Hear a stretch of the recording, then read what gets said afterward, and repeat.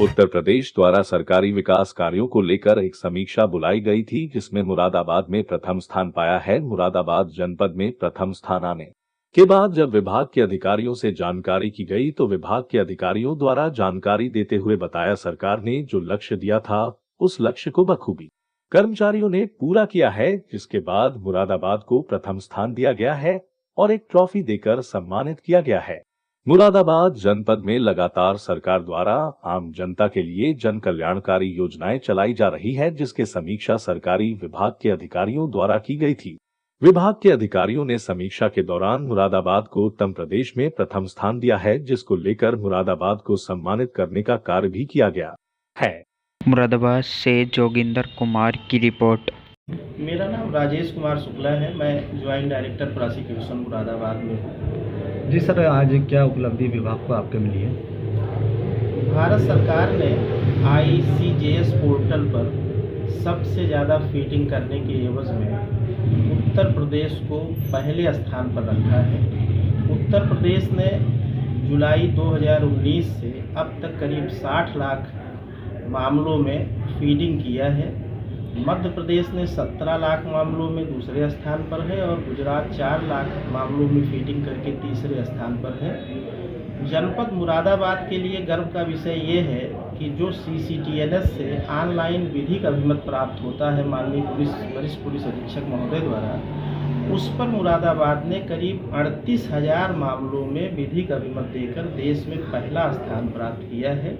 ये वरिष्ठ पुलिस अधीक्षक के सहयोग और हमारे अभियोजकों के दिन रात की मेहनत के परिणाम स्वरूप भी हो पाया है।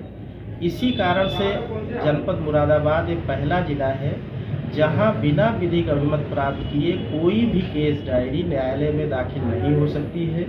इस बारे में माननीय जिला जज साहब ने भी अपना एक आदेश जारी किया है, CGM साहब ने भी एक आदेश जारी किया है और सभी कोर्टों को निर्देशित किया है कि बिना संयुक्त निदेशक अभियोजन के विधिक अभिमत के कोई भी केस डायरी न्यायालय में दाखिल न की जाए। सर, पहले होता था विवेचक जो है अपनी मर्जी से किसी का नाम निकाल दिया करते हैं पीड़ित पर। इस तरह की स्थितियां खत्म हो गई हैं।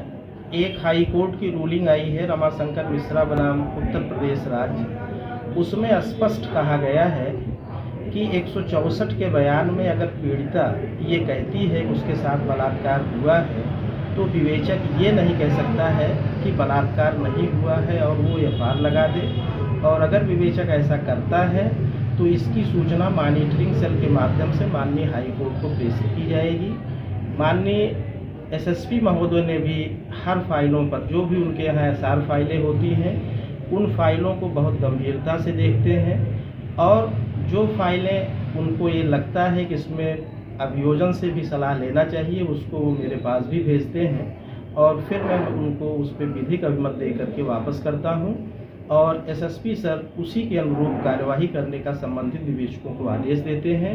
इस तरह से अब संख्या बहुत कम हो गई है कि विवेचक अपनी मनमानी कर पा रहे हैं। तो सर, ऐसे विवेचकों SSP सर का ये कहना है कि अगर ऐसे विवेचकों के खिलाफ जो मनमानी तौर पर लोगों का नाम निकाल रहे हैं उनके खिलाफ वो PE करते हैं और माननीय हाई कोर्ट ने भी कहा है कि अगर ऐसे विवेचक जो इस तरह से मनमानी कर रहे हों उनकी सूचना मॉनिटरिंग सेल के जरिए हाई कोर्ट को भेजी जाए, जिससे हाई कोर्ट संबंधित वरिष्ठ पुलिस अधिकारियों को उनको सस्पेंड करने के लिए कार्रवाई करे। सर, अक्सर देखा गया है कि दहेज इस पर बदलाव नहीं किया गया है, लेकिन इस पर बारीकी से विवेचना होती है कि दहेज से जो उत्पीड़न के मामले हैं जिसमें पीड़िता ने आत्महत्या किया हुआ है उसमें उस समय पीड़िता के साथ कौन कौन रह रहा है, उसके WhatsApp मैसेज और बहुत सारी चीज़ों की जानकारी करके ही विवेचक एक निष्पक्ष तरीके से 173(2) की रिपोर्ट माननीय न्यायालय प्रेषित करता है।